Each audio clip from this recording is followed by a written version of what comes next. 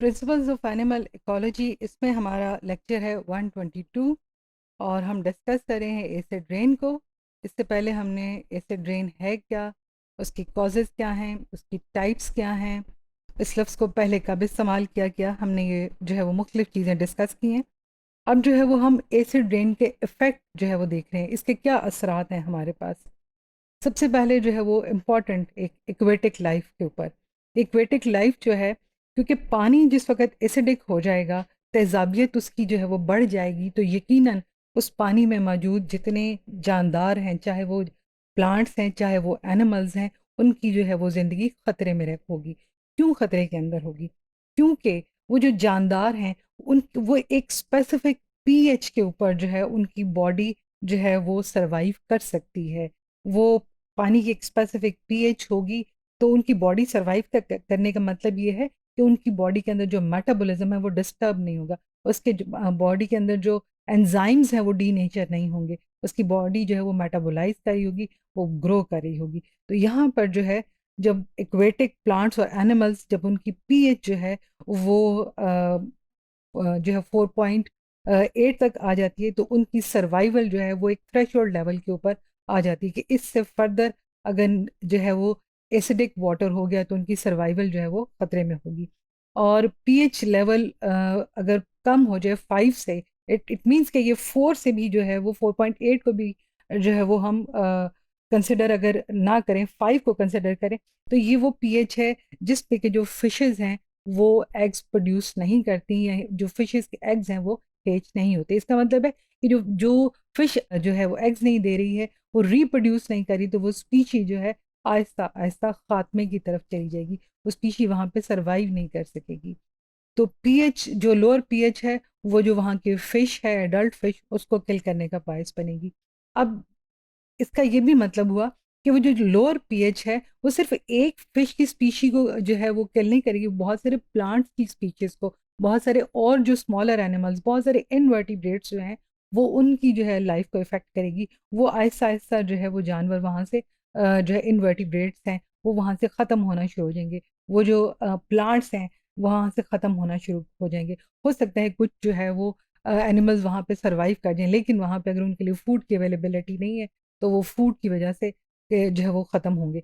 तो एक डाइवर्सिटी जो है वो उस जो है लेक में या उस पाउंड में या उस झील में जो या उस रिवर में जो पाई जाती है, वो डिस्टर्ब होगी। ना सिर्फ, बल्कि वो उसकी जो एक ज़िंदगी है उसके अंदर, वो ख़ात्मे की तरफ जो है वो चली जाएगी। तो बायोडाइवर्सिटी जो है वो डैमेज हो जाएगी। इसके अलावा जो एसिड रेन है, बज़ाहिर बड़े-बड़े सारे जो हैं फॉरेस्ट, उसमें एसिड रेन का हमें कोई जो है इफ़ेक्ट नज़र नहीं आता।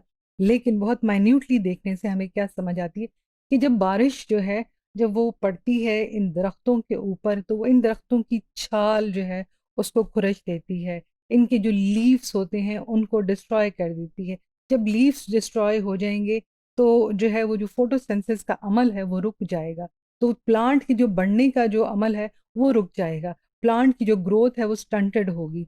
इसका मतलब है वो जो बार्क जो छाल थी वो वहाँ पे अगर जो है वो वहाँ से छील जो है वो हो गया है, उसको वो उतर गई है वहाँ से, तो वो नेकेड हो गई है इनसाइड जो उसकी प्लांट के जो टिश्यूज़ हैं, तो वहाँ पर बहुत सारे जो है वो ऐसे बैक्टीरिया जो कि उसको नुकसान पहुँचा सकते हैं, हवा में है, स्पोर्स हैं, मोल्ड्स हैं, वो जो है वो वहाँ पे उसको डिज़ीज़ कॉज़ कर सकते हैं। वहाँ बहुत सारे इंसेक्ट्स जो हैं, जो प्लांट सकिंग इंसेक्ट्स होते हैं, वो आके जो है वो उसको सक करेंगे, उसके सेल सैप को। इस तरह वो प्लांट जो है वो डैमेज होगा।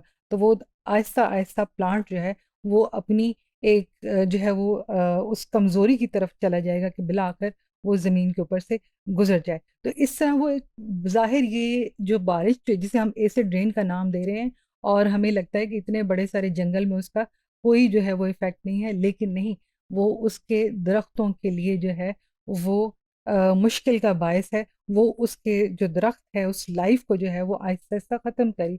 इसका मतलब हुआ कि वो उस इकोसिस्टम को जो है वो डिस्ट्रॉय कर रही है। वो इकोसिस्टम जो है वो बहुत सारे एनिमल्स को, उसकी लाइफ़ को सपोर्ट करता है। वहाँ बहुत सारी वाइल्ड लाइफ़ हो सकती है, बहुत सारे इंसेक्ट्स हो सकते हैं, बहुत सारे परिंदे हो सकते हैं, उनके घोंसले हो सकते हैं, बहुत सारे ज़मीन पे रहने वाले जानवर हो सकते हैं।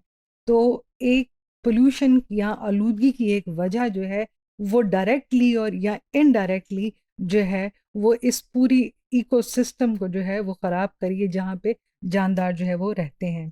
इफेक्ट ऑन सॉइल क्या है? सॉइल, जब पानी जो है वो ज़मीन के लिए बहुत ज़रूरी है तभी पौधे फलते फूलते हैं, लेकिन जब वो पानी जो है उसमें तेज़ाबियत ज़्यादा होगी तो क्या हुआ? सॉइल के जो माइक्रो ऑर्गेनिजम्स हैं, बैक्टीरियाज हैं, वो किल हो जाएंगे, उनके एंजाइम्स डीनेचर हो जाएंगे, तो सॉइल की जो फर्टिलिटी है वो जो है डैमेज होगी। सॉइल में बहुत सारे free living nitrogen fixing bacteria होते हैं, वो एक स्पेसिफिक पीएच पे काम करते हैं, तो वो जो एसिडिक पीएच पे है वो सरवाइव नहीं कर सकेंगे। फिर बहुत सारे जो है वो समटाइम्स हाइड्रोजन आयंस जो हैं वो जो इम्पोर्टेंट वाइटल मिनरल्स होते हैं उनको लीच कर देते हैं, मींस उनको नीचे वाले जो है गहराई में ले जाते हैं। वो वाइटल एलिमेंट्स जो हैं वो पौधों के लिए ज़रूरी है, और वो वाइटल एलिमेंट्स पौधों से जो है जानवरों में और बहुत सारी सूरतों में पौधों से डायरेक्ट इंसान जो है उनको मिलते हैं, और हम बहुत सारे इम्पॉर्टेंट वाइटल मिनरल्स के लिए इन पौधों के ऊपर जो है वो इन्हिसार करते हैं।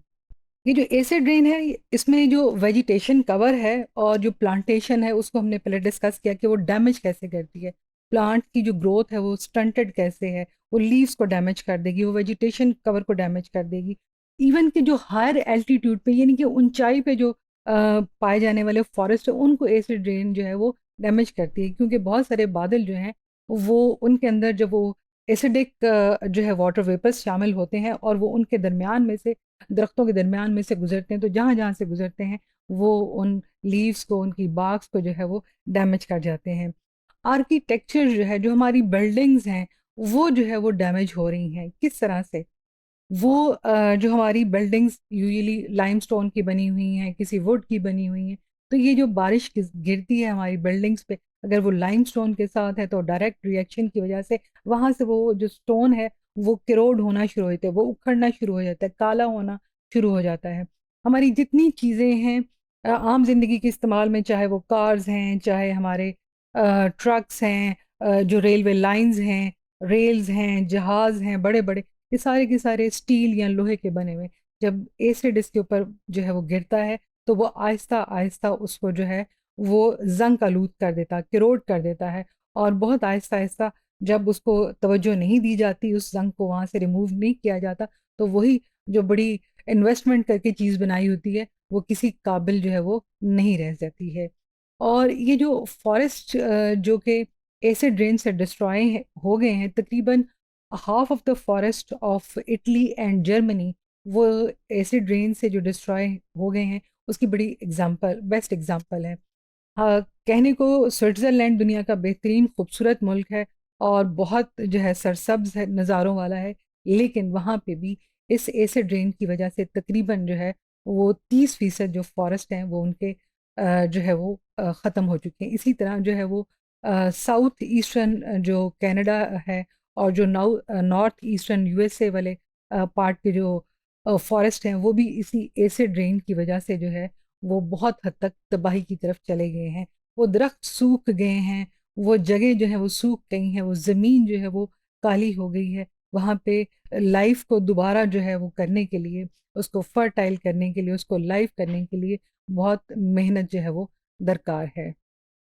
तो ये जो है वो एयर पोल्यूशन जो है, जो एक सादी सारी हमने एक टाइप शुरू की थी, उसने एक और आलूदगी को जन्म दिया, और वो आलूदगी जो है वो चाहे जो है वो बहुत बड़े लेवल पे नहीं, लेकिन वो बहुत सालों से हो रही है, लिहाजा वो आहिस्ता आहिस्ता अपना इम्पैक्ट इंक्रीज जो है वो करती जा रही है।